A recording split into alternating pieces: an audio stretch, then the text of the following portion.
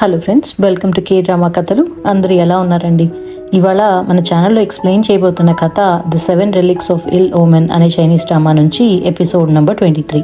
నేను first 22 episode explanation links డిస్క్రిప్షన్లో పెట్టాను. అది ముందు చూసి ఈ వీడియో చూడండి, అప్పుడు మీకు స్టోరీ బాగా అర్థమవుతుంది. అలానే నేను ప్రతి వీడియో చేయడానికి హాఫ్ డే టైం స్పెండ్ చేస్తాను. మీకు సబ్స్క్రైబ్ చేసుకోవడానికి జస్ట్ 2 seconds సరిపోతుంది. సో నా ఛానల్ని సబ్స్క్రైబ్ చేసుకుని ఎంకరేజ్ చేయండి. మీ సపోర్ట్ నాకు మోటివేషన్ ఇస్తుందండి. ఈ వీడియోని లైక్ చేసి కమెంట్స్లో ఈ ఎపిసోడ్ ఎలా అనిపించిందో చెప్పండి. ఇంకా లేట్ చేయకుండా ఎక్స్ప్లెనేషన్ స్టార్ట్ చేద్దామా? ఎపిసోడ్ 23 స్టార్టింగ్లో మనం పిట్లో ఉన్న మూదాయ్ అండ్ లూరెన్ని చూస్తాం. ఎన్నో ఇయర్స్గా ఉన్న పిట్లో ఆ హోల్ ఓపెన్ అవ్వడంతో అక్కడ నుంచి స్మెల్ వస్తూ ఉంటుంది. లూరెన్ మూదాయ్తో ఏజెస్ నుంచి వెంటిలేషన్ లేక ఆ అండర్ గ్రౌండ్ హోల్ అలా ఉంది అని చెప్పి ఒక బ్యాండేడ్ క్లాత్ని బర్న్ చేసి అందులో వేస్తాడు. ఆ హోల్ బర్న్ అవుతూ ఉండగా వాళ్ళు పక్కకి వెళ్ళి నించుంటారనమాట. ఇంకోవైపు విలేజ్లో వెడ్డింగ్ సీన్ని చూస్తాం. అక్కడ స్టేజ్ మీద ఎర్త్ అనే సింబల్తో ఒక మెమోరియల్ ట్యాబ్లెట్కి అందరూ ప్రే చేస్తూ ఉంటారు. హోంక్షా దాన్ని సీక్రెట్గా ఫోటో తీసుకుంటుంది. అలానే జెనీని దాని గురించి అడిగినప్పుడు జెనీ ఒకప్పుడు ఈ విలేజ్ పాటరీకి బాగా ఫేమస్, సో ఎర్త్కి రెస్పెక్ట్ ఇస్తూ ఈ విలేజ్లో అలాంటి ట్రెడిషన్ని ఫాలో అవుతారు అని చెప్తుంది. స్టేజ్ మీద ఉన్న ఫరా స్మైల్ చేస్తూ హ్యాపీగా షాన్ని పెళ్లి చేసుకుంటూ ఉంటుంది.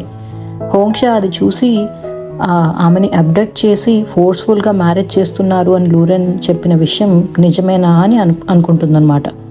ఇక్కడ పిట్లో ఉన్న లూరెన్ మూదాయ్తో తన బ్యాక్గ్రౌండ్ గురించి చెప్తూ, నేను హీషా ఐలాండ్లో ఉన్నప్పుడు అక్కడ ఉన్న ఒక పవర్ఫుల్ లీడర్తో గొడవలు పడ్డాను, సో నేను ఆ ఐలాండ్ని వదిలేసి రావాల్సి వచ్చింది అని చెప్తాడనమాట. కంటిన్యూ చేస్తూ, ఆ మ్యాటర్ అక్కడితో అయిపోయింది అనుకున్నాను, కానీ రీసెంట్గా నాకు ఆ లీడర్ నా మీద రివెంజ్ ప్లాన్ చేస్తూ నా ఫ్రెండ్స్ అండ్ ఫ్యామిలీని టార్గెట్ చేస్తూ ఉందేమో అనే విషయం నాకు తెలిసింది అని అంటాడనమాట. అది విని మూదాయి లూరెన్తో, నువ్వేం వరీ కాకు, నేను కూడా చాలా స్ట్రాంగ్, నేను నిన్ను ప్రొటెక్ట్ చేస్తాను అని చెప్తుంది. అలానే నాతో నా మాస్టర్ అండ్ సీనియర్ కూడా ఉన్నారు, వాళ్ళు కూడా హెల్ప్ చేస్తారు అని చెప్తుంది. లూరెన్ హ్యాపీగా ఫీల్ అయ్యి ఆమెకి ఇచ్చిన విజిల్లో ఒక సాంగ్ని ప్లే చేస్తాడనమాట. తర్వాత ఆ పిట్లో మంటలు ఆగిపోవడంతో లూరెన్ ఫస్ట్ కిందకి దిగి చెక్ చేస్తాడు. నెక్స్ట్ సీన్లో వెడ్డింగ్ ఫంక్షన్లో ఉన్న హోంక్షా తన బ్లడ్ శాంపిల్ని అక్కడున్న ఒక ఆల్కహాల్ బాటిల్లో మిక్స్ చేస్తుంది. షాన్ అండ్ ఫరా టోస్ట్ చేయడానికి ఆ ఆల్కహాల్ని సర్వ్ చేసినప్పుడు ఫరా ఆమె గ్లాస్ని స్మెల్ చేసి వెంటనే దాన్ని కింద పారేసి షాన్ చేతిలో ఉన్న గ్లాస్ కూడా పారేస్తుంది. సడన్గా డ్రింక్ ఎక్కువైనట్టు నటించడంతో అక్కడ వాళ్ళు ఏమీ పట్టించుకోరన్నమాట. ఇంకోవైపు ఆ డిస్ట్రాక్షన్లో జెనీ షాన్ ముందు ఎవరితోనో మాట్లాడుతూ ఉన్న ప్లేస్కి వెళ్ళి చూస్తుంది. అక్కడ చబ్బీ టై చేసి ఉంటాడు. ఆమె చబ్బీ కట్లు విప్పేలోపే హోంక్షా వెనకాల నుంచి వచ్చి ఆమెను నాక్ చేసి అన్కాన్షియస్ అయ్యేలా చేసి చబ్బీని విడిపిస్తుంది. తర్వాత చబ్బీతో మౌంటైన్ ఎంట్రన్స్ దగ్గర ఉన్న మిల్ దగ్గరికి జెనీని కూడా తీసుకుని రమ్మని వెళ్ళిపోతుంది. చబ్బీ జెనీని అక్కడికి తీసుకుని వెళ్తాడు. అక్కడ వాళ్ళు కలిసి కేవ్లో ట్రాప్ అయి ఉన్న లూరెన్ అండ్ మూదాయిని సర్చ్ చేస్తూ వెళ్దామని డిసైడ్ అవుతారు. చబ్బీ హోంక్షాతో రెలిక్ ఫరాలో ఉందని, షాన్ ఆమె కంట్రోల్లో ఉండి ఆమె చెప్పినట్టే చేస్తున్నాడని చెప్తాడనమాట. ఇక్కడ మనకి ఫరానే చబ్బీని అటాక్ చేసి అతన్ని కేవ్లో బంధించింది అని చూపిస్తారు, ఒక ఫ్లాష్ బ్యాక్ బిట్. ఇంకోవైపు పిట్ హోల్లో దిగి లూరెన్ అండ్ మూదాయ్ ఒక టనల్ని ఫాలో చేస్తూ ఒక ప్లేస్లోకి ఎంటర్ అవుతారు. అక్కడ వాళ్ళకి 2 స్కెలిటన్స్ అండ్ కొన్ని క్లే ఫిగర్స్ కనిపిస్తాయన్నమాట. ఆ ఫిగర్స్ అన్నీ నీల్ చేస్తూ ఒక సర్కిల్ ఫార్మాట్లో అరేంజ్ చేసి ఉంటాయి. వాటిని ఎగ్జామిన్ చేశాక అది బరియల్ ఛాంబర్ అని వాళ్ళకి అర్థమవుతుంది.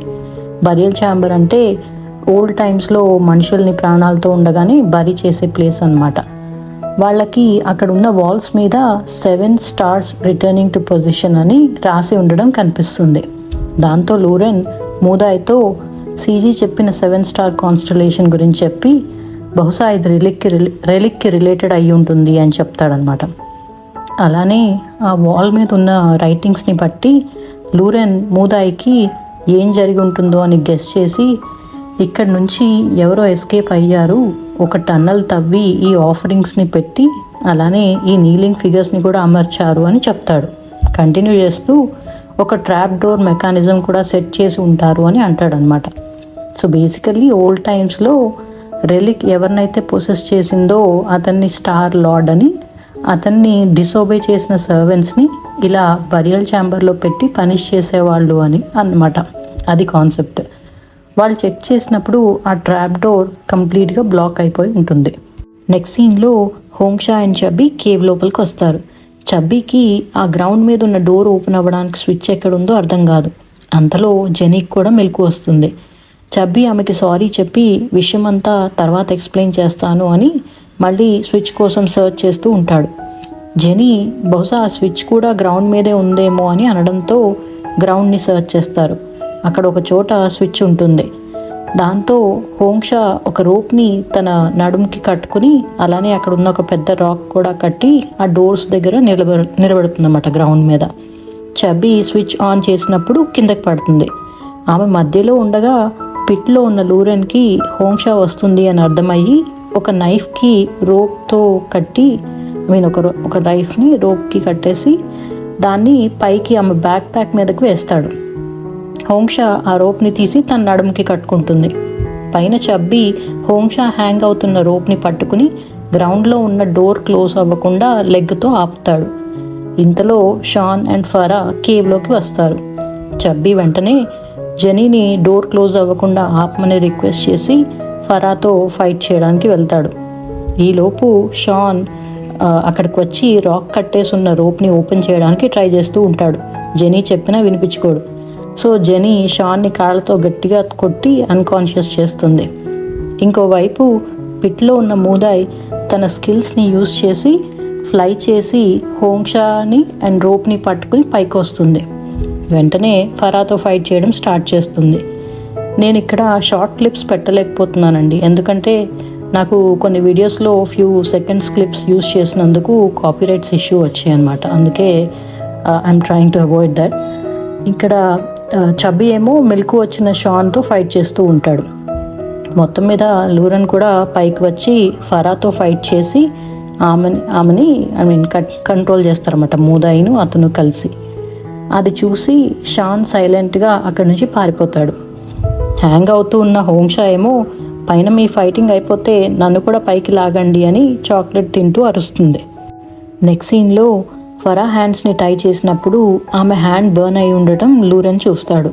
దాంతో అతనికి ఆమెకి తన బ్లడ్తో ఉన్న హెయిర్ పిన్ ఇచ్చినప్పుడు ఫరాలో ఉన్న రెలిక్ రియాక్ట్ అయింది, కానీ ఫరా ఆ పెయిన్ ఎండ్యూర్ చేసుకుని బయటకు సైలెంట్గా ఉంది అని అర్థమవుతుంది. ఇంకోవైపు లూరెన్ కార్ దగ్గర ఉన్న 13,000కి షాన్ అటు సైడ్గా వెళ్తూ ఉండడం కనిపిస్తుంది. తను సడన్గా భయపడిపోయి కార్ ఎక్కి డోర్ క్లోజ్ చేసుకుని దాక్కుంటాడనమాట. ఇక్కడ ఫరాని మౌంటైన్స్ నుంచి కిందకి హ్యాండ్స్ టై చేసి తీసుకుని వస్తూ ఉండగా ఆమె సడన్గా నన్ను కాపాడండి అని అరుస్తుంది. హోంక్షా వెంటనే ఆమె నోరు మూస్తుంది.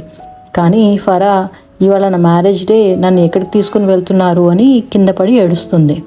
వాళ్ళకి ఆమె డ్రెస్ బ్యాక్ సైడ్ అంతా బ్లడ్ ఉండడం కనిపిస్తుంది.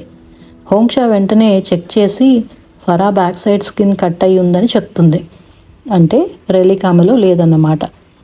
అంతేనండి, దాంతో ఎపిసోడ్ 23 కంప్లీట్ అయింది. మీకు ఈ ఎపిసోడ్ ఎలా అనిపించిందో నాకు కమెంట్స్లో చెప్పండి. అలానే నా ఛానల్ని సబ్స్క్రైబ్ చేసుకుని ఈ వీడియోని లైక్ చేయండి. మళ్ళీ నెక్స్ట్ ఎపిసోడ్ ఎక్స్ప్లెనేషన్లో కలుద్దాం.